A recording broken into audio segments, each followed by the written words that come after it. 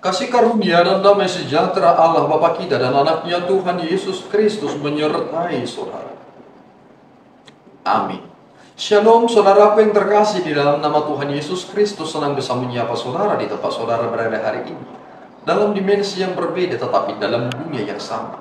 Sebagai insan yang diciptakan untuk Tuhan, sebelum melakukan rangkaian aktivitas kita pada hari ini, marilah kita mengawalinya dengan memuliakan Tuhan lewat pujian kita dan mendengarkan firman Tuhan.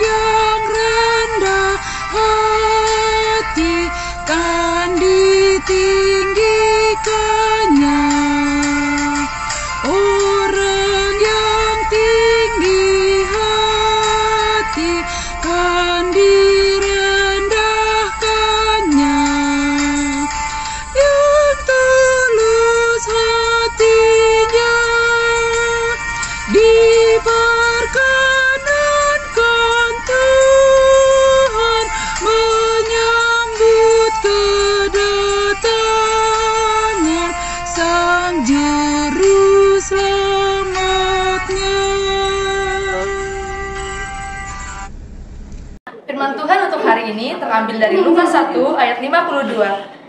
Ia menurunkan orang-orang yang berkuasa dari tahtanya dan meninggikan orang-orang yang rendah. Demikian firman Tuhan. Saudaraku yang terkasih di dalam nama Tuhan Yesus Kristus, ada tokoh-tokoh sekuler yang mengatakan bahwa ini tidak murni adalah bagian dari nyanyian Maria. Mereka berkata bahwa tidak mungkin Maria mengatakan ini. Bagaimana mungkin ia bisa bernyanyi bagi Tuhan, memuliakan Tuhan, dan membuat sebuah lagu yang baru? Mengapa mereka sampai memiliki alasan itu? Karena mereka melihat sebuah keserupaan tentang nyanyian pujian Maria ini dengan apa yang disampaikan oleh seorang perempuan yang bernama Hana. Hana ketika ia telah menerima karunia dari Allah, anugerah, ia memiliki seorang anak, akhirnya dia memuliakan Tuhan. Dan lagu dan nyanyian Hana itu menjadi nyanyian nasional bangsa Israel karena mereka merujuk kepada Dia yang Maha Agung, merujuk kepada Mesias yang akan datang. Itu mengapa disebut sebagai nyanyian nasional bagi bangsa Israel. Walaupun dia tidak tahu, belum mengenal Yesus Kristus atau Mesias, tetapi dalam bagian nyanyian Hana itu kita melihat kata Mesias di sana. Apa yang menjadi hal yang penting terkait tentang nyanyian yang disampaikan oleh Maria? Kita sering sekali salah kaprah ketika ada teks yang berkata bahwa nyanyikanlah nyanyian baru bagi Tuhan. Seolah-olah nyanyian baru bagi Tuhan itu adalah ketika aku membuat sebuah lagu hasil karangan sendiri dan kemudian menyanyikannya dan kemudian berkata ini adalah lagu baru. Sebenarnya nyanyian baru itu bukan persoalan liriknya yang baru dengan aransemen yang baru dan lain sebagainya. Tetapi nyanyian baru itu adalah ketika menghantarkan seseorang kepada kesadaran dan bagaimana ia merespon dengan mengagungkan Allah dengan sungguh-sungguh. Itulah sebenarnya yang menjadi nyanyian baru. Walaupun ada keserupaan antara nyanyian pujian Maria dengan Hana, tetapi Maria memiliki posisi yang jelas bahwa nyanyian yang baru itu harus memiliki landasan. Persoalannya saudaraku, apakah saudara bisa membuat nyanyian baru jika saudara tidak memiliki landasan? Bagaimana mungkin saudara bernyanyi untuk Tuhan jika saudara tidak punya hal yang menjadi dasar saudara? Bagaimana mungkin kita mampu berkata, anugerah Tuhan sangat besar jika kita tidak beriman kepada Kristus? Anugerah apa yang kita miliki? Dan pengertian ini semakin membuat kita menyadari bagaimana Maria itu diangkat. Dia adalah perempuan yang biasa-biasa saja, tetapi menjadi perempuan yang terhormat. Dan kata-kata itu jelas terlihat dalam nyanyian pujian Maria ini. Jiwaku memuliakan Tuhan, hatiku bergembira karena Allah dan juru selamatku.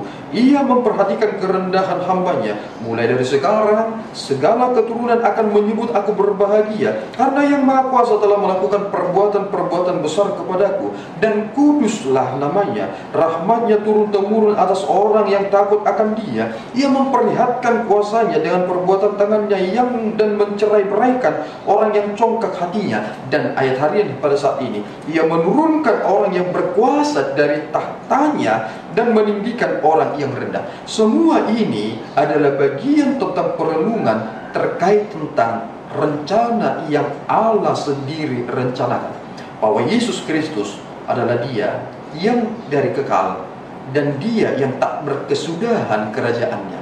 Itu mengapa Dia sangat mengagumkan Allah lewat pujian ini. Dan ini menjadi perenungan bagi kita, bagaimana Yesus Kristus itu adalah yang tertinggi, tetapi mampu merendahkan hatinya. Dia tidak kehilangan jabatannya, walaupun Dia meninggalkan itu. Ini menjadi prinsip bagi kita, karena banyak orang belakangan ini tidak mau meninggalkan ketenarannya, tidak mau meninggalkan kehebatannya, dan dia selalu ingin berada di atas, ingin dipuji-puji, dan Allah mereka lupakan. Jangan pernah menjadikan diri saudara sebagai yang terbaik dan terpenting dalam dunia ini, tetapi posisikanlah diri saudara sebagai hamba yang berbahagia, seperti Maria yang mengizinkan rahimnya sebagai tempat di mana Yesus berada, mengandung Yesus dan kemudian melahirkannya. Ini adalah anugerah yang terbesar. Tuhan Yesus memberkati kita berdua. Ya Tuhan, kami bersyukur atas anugerah-Mu. Engkau mengingatkan kami supaya kami seperti Maria yang penuh dengan sukacita memuliakan-Mu karena perkara ajaib yang Tuhan telah nyatakan. Lewat rahimnya Engkau memberkati kami karena Kristus dilahirkan. Dan jika tanpa adanya kelahiran Kristus ya Bapa, kami akan hidup dalam kesesatan, dan kami tidak dapat melihat terang itu bersinar. Kami tidak dapat hidup seturut dengan kehendak-Mu. Terpuji Engkau ya Bapa, pakailah hidup kami supaya menjadi hamba-Mu, memuliakan-Mu lewat apa yang telah Tuhan beri. Di dalam Yesus kami telah berdoa dan mengucap syukur. Anugerah Tuhan kita Yesus Kristus, kasih setia Allah Bapa kita, dan persekutuan Roh Kudus menyertai saudara.